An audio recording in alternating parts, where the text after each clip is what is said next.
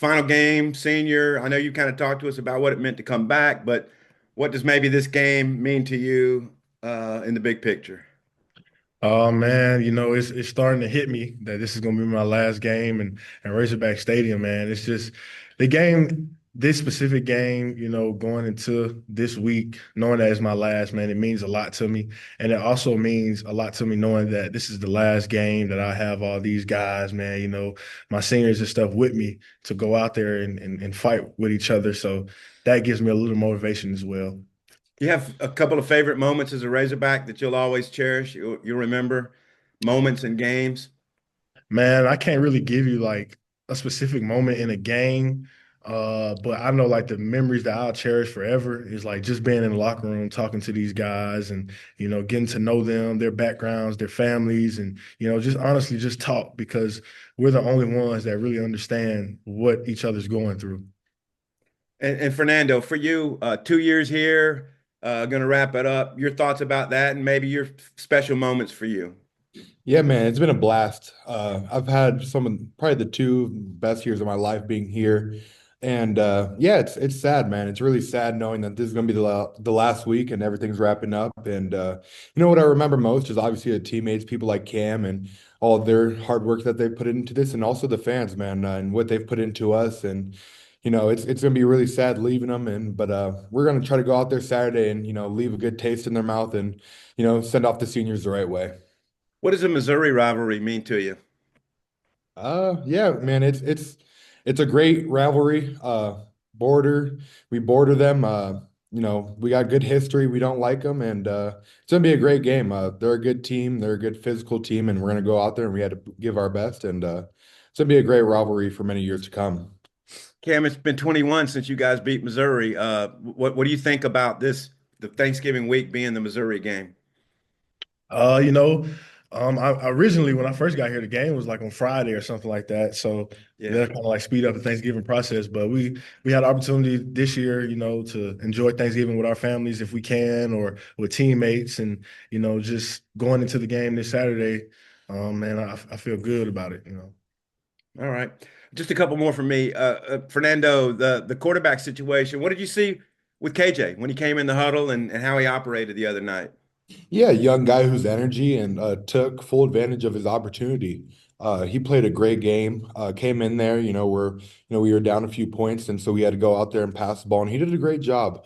And the thing that stood out to me is, young guys are usually more quiet, but KJ was, loud. He was yelling at us to, get lined up on the ball, leading us. And so I told him after the game, I was like, dude, I'm really proud of you. And he stuck through it, and a lot of people now in today's era, just want to jump ship and enter the transfer portal after the first year if something doesn't work out or it's not looking their way. But KJ's been patient, waiting for his time, and he's put in the work. So I was happy to see it all pay off last Saturday.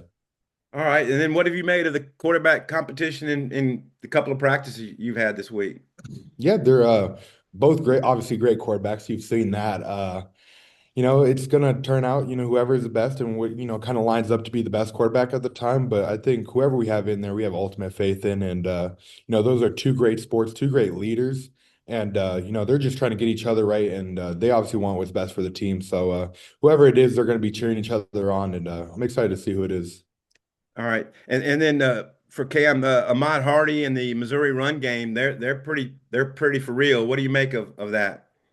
Man, he's a probably one of the best backs, in college football, man. Just watching him on film, he has the physical build of an NFL style running back. He runs hard, man. He tries to uh, continue to move forward and continue to get yards, yards after contact. But we've faced a lot of great running backs this year. And we're just gonna, add him to the list of the great running backs and prepare for him like anybody else. But he is a good player, no All right. doubt. Appreciate it.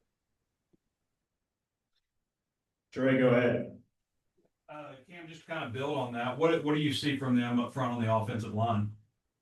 Just me personally knowing like The guys that's in front of me, just from playing them so many years, they love that stretch. They love the outside zone. They love to, run sideline to sideline, get you tired. And now this year they kind of implemented a up tempo offense, to hurry up and get things going. So they have a great offensive line, a great front. It all starts with their center. He was out last year. We played them, but he's a hell of a player as well. They're getting their quarterback, back in motion, back in action this game for real too. So they have a good offense. We just gotta keep preparing.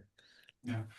And Fernando, I was wondering what your thoughts on just how Talon has kind of taken this week, with this being his last game too, and there's a chance that he might not be the starter. Yeah, Taylor's just an ultimate leader at the end of the day.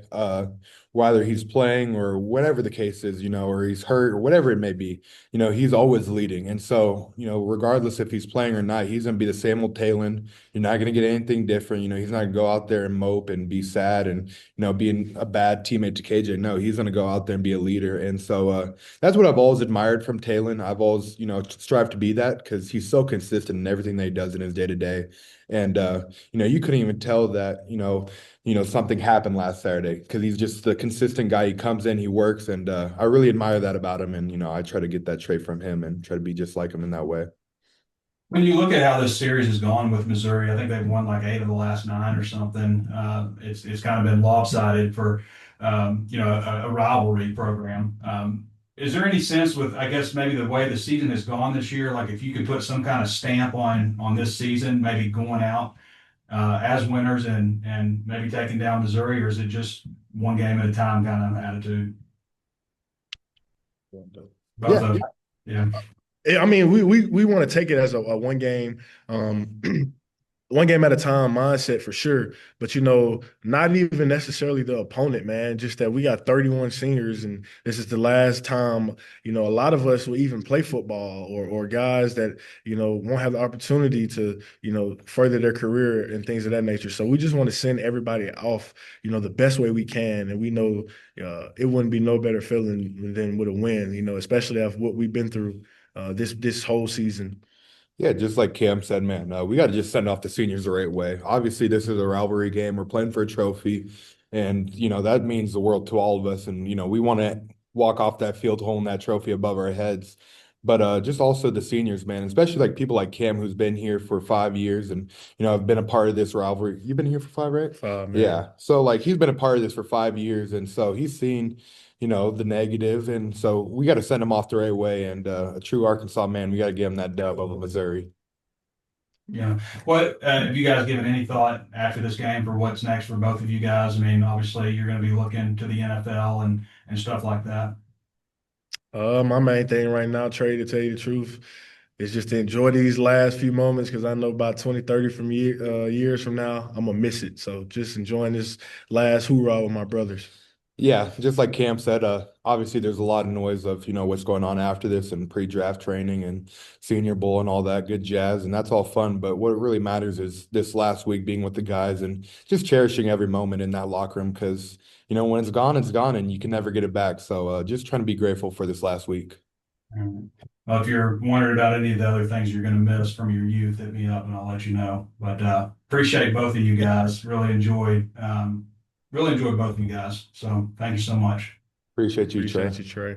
Jackson, go ahead.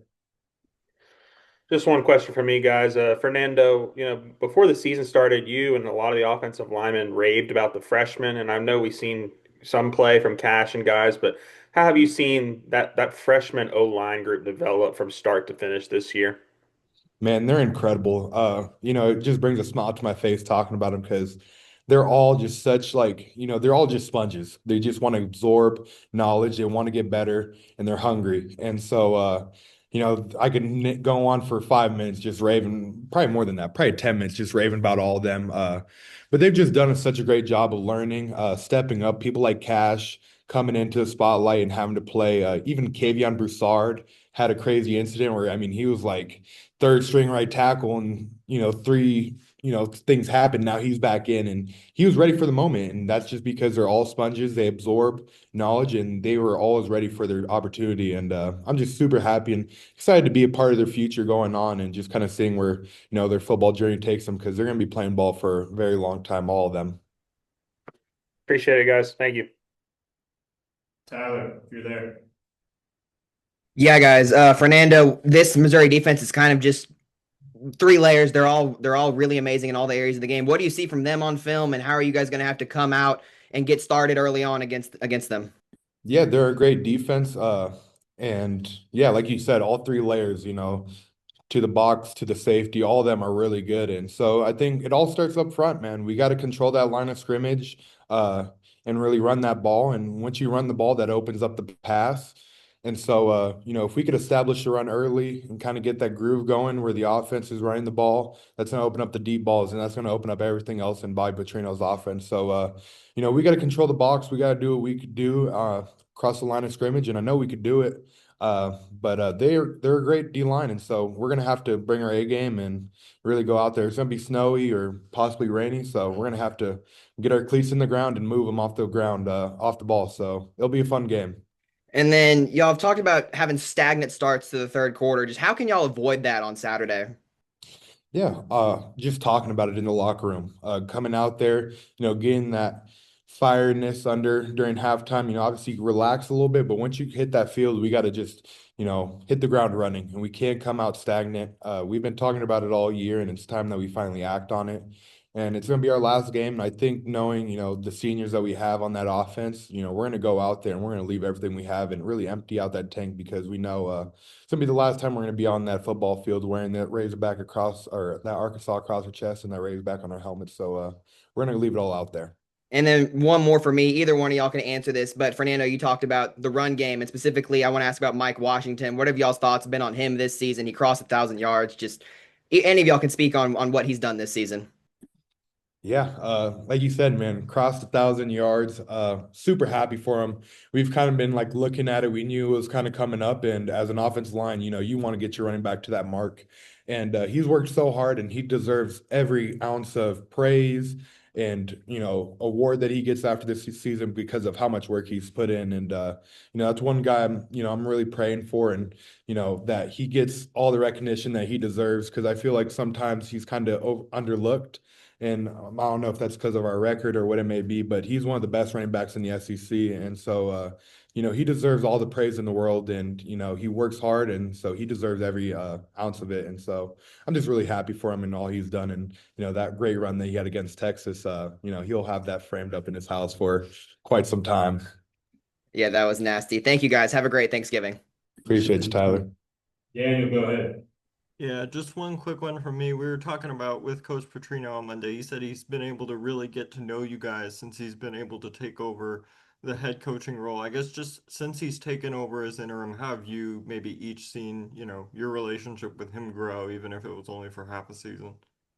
I can say from a defensive standpoint, Coach Petrino has spent a lot more time over there with us, joking around with us, asking about our assignments, our alignments, and he watches film on the defensive side too. He tells us things that we need to perfect our craft about, and Coach Petrino, man, he's been a fun guy to get to know even more, and just to get closer to him in this time of change as well.